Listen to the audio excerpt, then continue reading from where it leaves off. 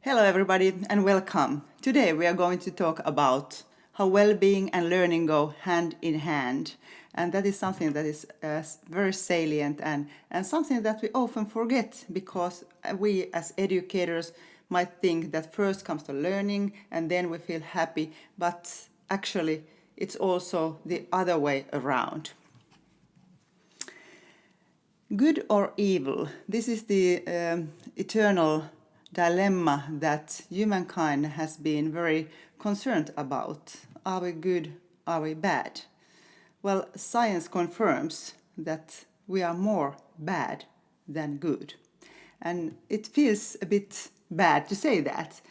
Being a positive educator, you need to admit it.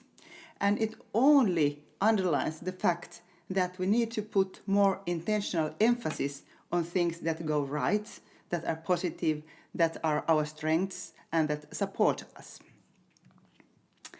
And this negativity bias, that we so much focus more on negative issues, it comes from our genes. That means it is something that we cannot deny. We cannot say it's not me. It comes from our genes. Our ancestors needed that skill. They needed to be more prone to negative issues and risks and dangers. Otherwise, we would not have survived. But what happens if we only put our focus on things that might go wrong?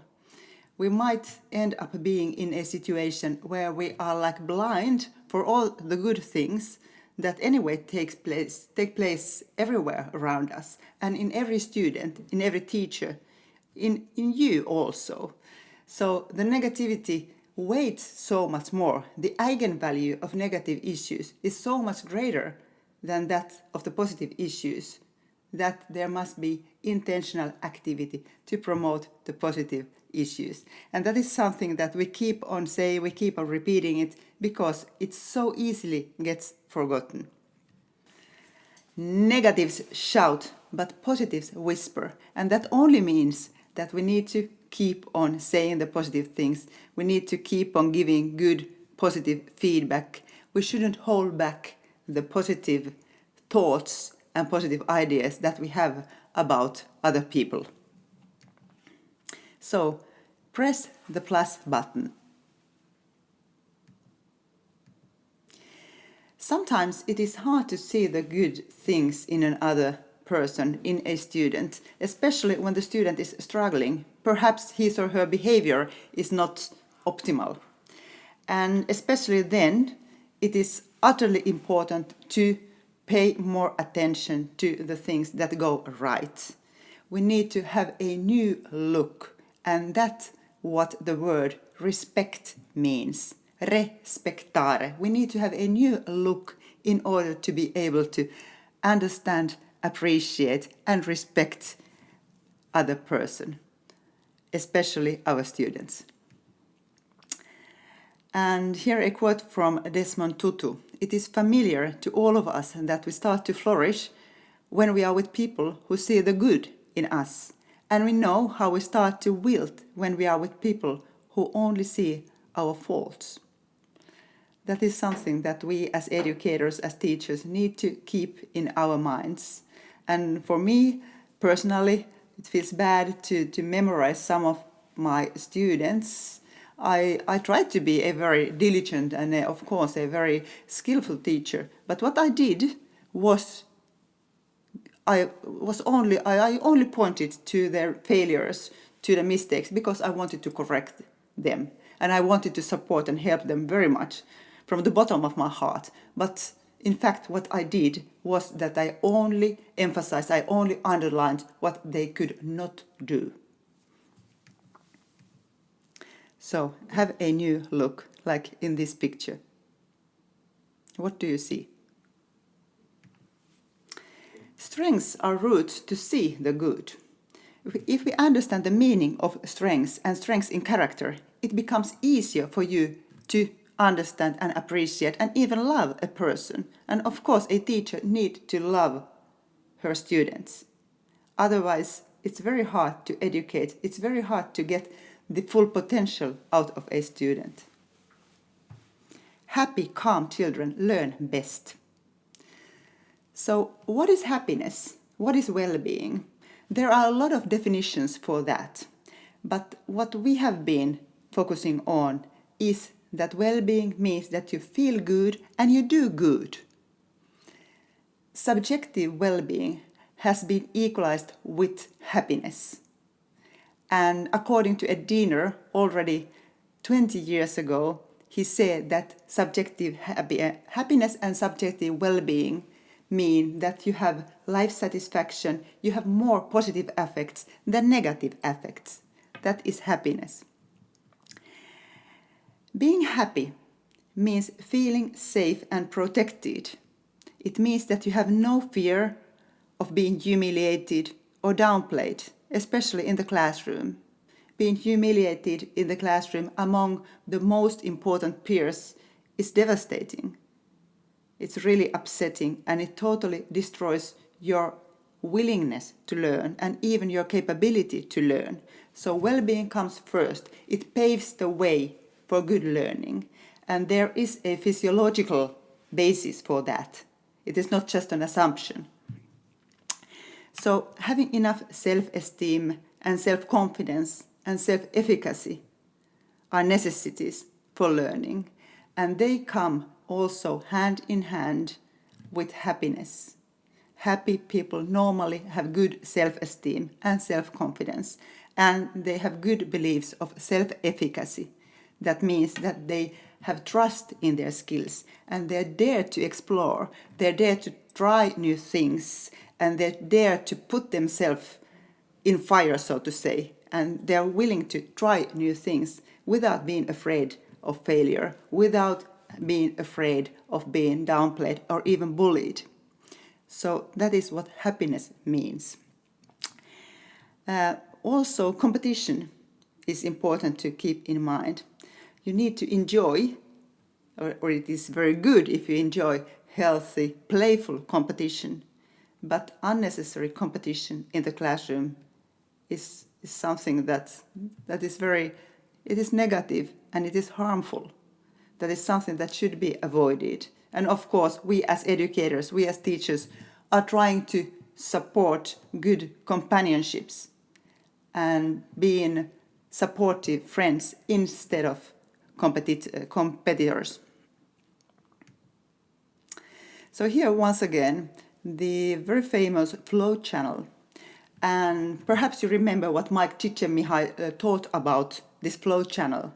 It means that your skills and the challenges are in good balance.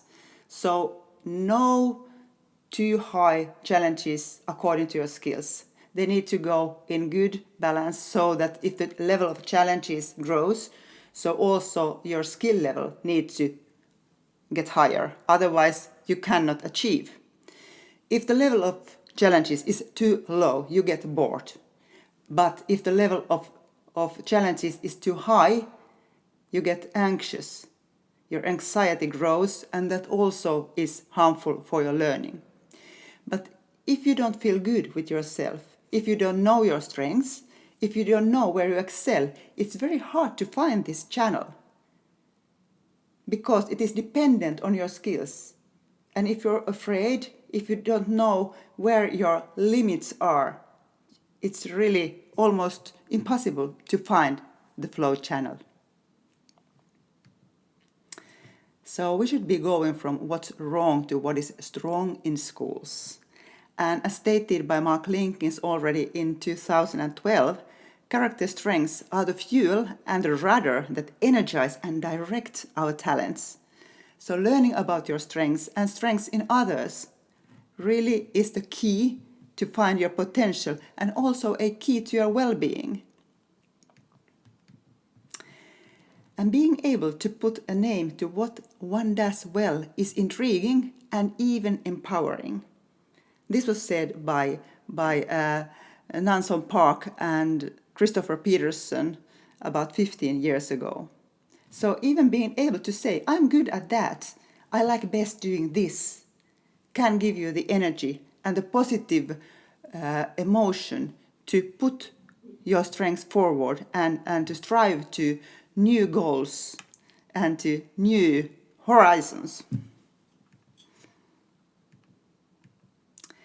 So something about negative emotions too. Stress is a quite well studied phenomenon and physiological state. And it is very well documented that negative emotions narrow our thinking and actions. When we are in the fight or flight state, our memory is blocked because we are only trying to survive. All our energy is put in one path. I need to stay alive. That means primarily that our creative thinking is blocked. We can learn simple things, but being creative, creating something new, is harmed. So, according to the program build theory by Barbara Fredrickson, negative emotions, they narrow us, they make us closed, they're very specific. So your thinking is pointed to something very specific. But when we experience positive emotions, we are more open, our mind broadens, so we are able to sense a lot of new things. We are really unspecific, meaning that we have capacity to point different things and also to learn more. Daily positive emotions predict and increase. And this is a list of well documented, well studied issues. Positive emotions increase individual resources in self-efficacy, feeling meaningful, optimism, resilience, acceptance of oneself and others, positive relationships, and physical health. And of course, we all are interested in what does it mean to increase your physical health. How come positive emotions can increase one's physical health? Wouldn't we all be happy and healthy if we were just like happy and having positive emotions all the time? So, this really is true. It's not just guessing or thinking, well, let's be happy now we are healthy. That would be pretty naive to think it that way. Anyway, there is a good connection between positive emotions and physical health. And Barbara Fredrickson's broaden and build theory backs this up in a beautiful way. So the best known way, or the link between positive emotions and physical health, come from vagal tone. Vagal tone is the nerve system that regulates very very autonomous systems in our body. The rhythm of our heartbeats, lungs, the eye movements, pupils, the release of bile and contracting bladder and so forth. So the very essential functions in our body. If our vagal tone works fine, we are in good health. So now, this is a very important circle that I'm showing now here. So when we have a positive emotion, then normally it's a positive trigger. We sense something nice. It can be a nice smell, it can be a nice tone of music that makes us feel good. So if we experience this kind of positive emotions, it makes us more sensitive to social cues. And this is something that I think it's easy for everyone to understand because we all have experienced it before. If you're in a good mood, it's much easier to start to talk to your neighbor or to a stranger, to anybody. If we are in a bad mood, we are like stuck together. We don't want to open up. We don't want to share our emotions, ideas, or speaking. So positive emotions open up our minds and our willingness to connect with other people. And this connectedness is the key to our well-being because we only feel good when we are with other people. There is no study, no research, whatever, which would say it otherwise. In a group, we feel good. We are very social animals. So having a good emotion brings us together with other people. And being with other people paves the way to good health because our nerve system and this vagal tone in particular is dependent on social connectedness. So if our nerve system functions fine and if the vagal tone is good, our heart rate rhythm is balanced, so is our function of our lungs, and also very many other functions. So, and that further makes it easier for us to have good positive emotions. And in that way, the circle goes in the right direction. So first, a positive trigger, that makes us happy. We want to connect with people. Being connected with people paves the way for good physical health, and then it is easier to have the positive emotion once again. And positive emotions, vagal tone, and other physiological functions, they make us more prone to learn. And there is a very clear physiological background for that.